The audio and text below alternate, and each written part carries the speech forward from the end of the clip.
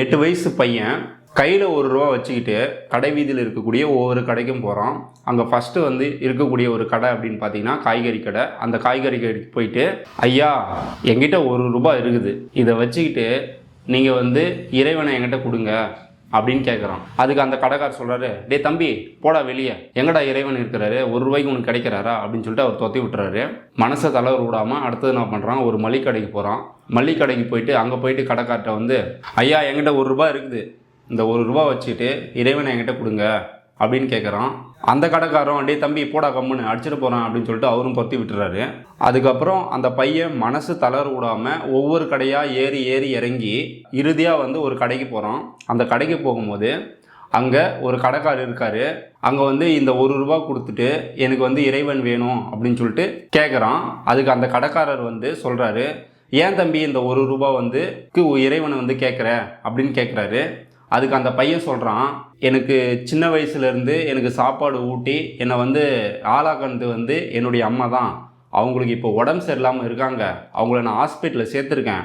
அதுக்கு அந்த டாக்டர்ஸ் எல்லாமே என்ன சொல்கிறாங்க அப்படின்னா, உன்னுடைய தாயோட உயிரை காப்பாற்றுறது யார் அப்படின்னு பார்த்தீங்கன்னா இறைவனால் தான் முடியும் அப்படின்னு சொல்லிட்டாங்க.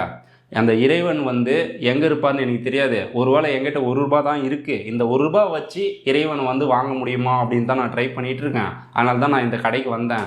உங்ககிட்டேருந்து இறைவன் இருந்தால் என்கிட்ட கொடுங்க, இந்த ₹1 வாங்கிக்கினேன் அப்படின்னு சொல்லிட்டு அந்த பையன் அந்த கடைக்கார்ட்ட சொல்கிறான்.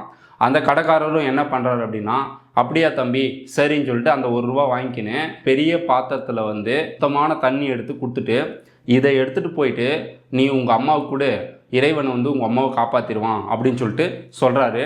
அந்த பையனும் என்ன பண்ணுறான் அப்படின்னா, ஹாஸ்பிட்டலில் போயிட்டு அவங்க அம்மாவுக்கு அந்த தண்ணி கொடுத்துட்றான்.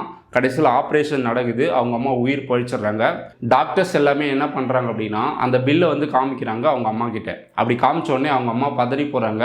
அவ்வளோ செலவையும் என்னால் எப்படி நான் கட்ட முடியும் ஃபீல் பண்ணுறாங்க. அப்படி ஃபீல் பண்ணும்போது அப்போது அந்த டாக்டர்ஸ் எல்லாமே என்ன சொல்கிறாங்க அப்படின்னா, உங்களுடைய பில்லு ஒருத்தர் கட்டிட்டாரு அவங்க சொல்கிறாங்க.